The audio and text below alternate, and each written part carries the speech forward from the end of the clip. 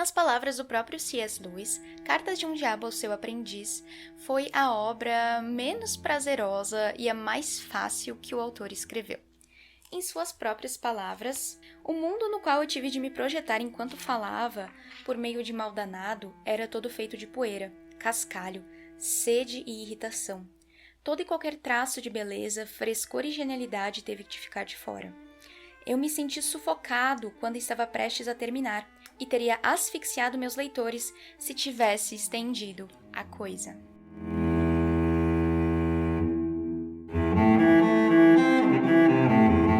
Meu nome é Victoria, você está no meu canal. Aqui eu falo sobre livros, sobre leituras e também sobre vida cristã. Se você ainda não é inscrito, se inscreve. Eu vejo que tem gente que acompanha os vídeos, mas não se inscreveu ainda. Então aproveita esse momento para se inscrever e já deixar a sua curtida. Hoje eu vim conversar com você sobre a minha leitura mais recente, As Cartas de um Diabo ao Seu Aprendiz, do nosso conhecido e querido C.S. Lewis. O livro foi publicado numa belíssima edição pela Thomas Nelson Brasil, como vocês bem sabem, que vem publicando os livros do autor, e eles têm geralmente um preço super acessível. Então vale muito a pena adquirir os livros do C.S. Lewis pela Thomas Nelson Brasil. Bom, e como é que esse livro foi escrito? Muita gente já conhece a sinopse, ela é bem conhecida. No livro, o diabo chamado Mal Danado escreve cartas para o seu sobrinho Vermelindo, aconselhando e ensinando como o Vermelindo deveria tentar o ser humano e como ele poderia afastar o ser humano cada vez mais de Deus, que o diabo mal danado, nas cartas chama de o inimigo. Então, sempre quando eu me referir aqui ao o inimigo, na verdade eu estou falando de Deus. O livro é composto de 31 cartas escritas de mal danado a seu sobrinho Vermelindo, e no final ainda a gente tem uma pequena continuação. Essas cartas elas foram originalmente publicadas no jornal anglicano The Guardian no ano de 1942, então uma carta era publicada semanalmente até que todas fossem publicadas. O livro ele foi concluído um pouco antes da morte de C.S. Lewis, em 1963. Publicado, então, não mais num jornal, mas realmente em formato de livro. Uma coisa muito interessante também é que, de acordo com algumas fontes, alguns clérigos não gostaram das cartas e não sabiam que era uma sátira, e alguns chegaram a cancelar a assinatura do jornal The Guardian. Bom, na história, Vermelindo ele é responsável por um ser humano, por um homem. A gente não sabe qual é o nome desse homem, mas Vermelindo e Mal Danado chamam esse homem de o paciente. Nas cartas, a gente só tem as cartas do Mal Danado para o Vermelindo. Mal Danado ensina e instrui Vermelindo a tentar esse paciente e afastar esse paciente o máximo que ele puder de Deus. Eu já conhecia essa sinopse e, por causa disso, essa é basicamente a história. Eu demorei muito para ler esse livro, então eu tinha comprado ele há uns 2 anos atrás. Eu lembro que eu comprei em 2018. Eu não tinha lido até hoje, ele ficou um bom tempo no plástico, uma vergonha. Até que eu finalmente criei vergonha na cara e fui ler. E foi aí que eu me surpreendi muito, porque mais que a sinopse já seja conhecida pelos leitores, a escrita do C.S. Lewis, como vocês já devem imaginar, ela é muito impactante. E a história tem sim um certo desenvolvimento que acabou me surpreendendo. Bom, uma das coisas mais interessantes do livro é que parece que nada dá certo. Parece que tudo que o Vermelindo tenta fazer para afastar o paciente de Deus não funciona.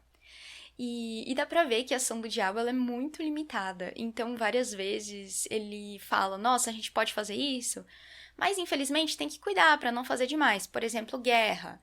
Tá, tem as guerras, as pessoas vão morrer, mas o que adianta as pessoas morrerem se elas conhecem ao inimigo, que é Deus, né? O que adianta as pessoas morrerem se elas vão pro céu? Se elas morrem confiando em Deus? O que adianta a gente matar essas pessoas, então? Ou ainda, a gente não pode deixar o ser humano numa situação tão miserável que ele se volte para Deus.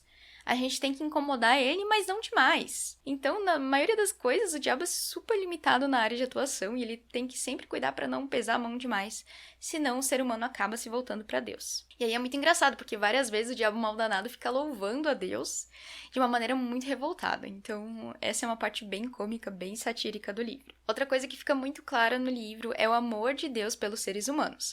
O diabo mal danado nos chama de bípedes, de gelatinas. Como é que o inimigo pode amar essas gelatinas? Ele fica falando coisas desse tipo. Então é muito engraçado, porque ao mesmo tempo que ele desnuda as nossas emoções, os nossos defeitos, as nossas falhas, ele sempre lembra, nossa, Mas como é que Deus, que ele chama de inimigo, como é que Deus pode amar esses seres humanos? E ainda quer que esses seres humanos sejam felizes e conheçam a ele, mas eles são péssimos, eles são falhos, e aí você fica, nossa, mas é verdade, eu vou ter que muito bem concordar com o diabo mal danado aqui, porque eu realmente me sinto uma gelatina. É um bípede peludo, ele fala coisas do tipo, mas existe um Deus grandioso que me ama e sempre me atrai de volta pra ele. Isso é uma coisa incrível no livro. E aí a terceira coisa que eu acho que é muito C.S. Lewis é como o diabo odeia as coisas simples da vida. Então tem uma carta que ele diz que fica muito desconfiado quando o ser humano ele tem um prazer desinteressado.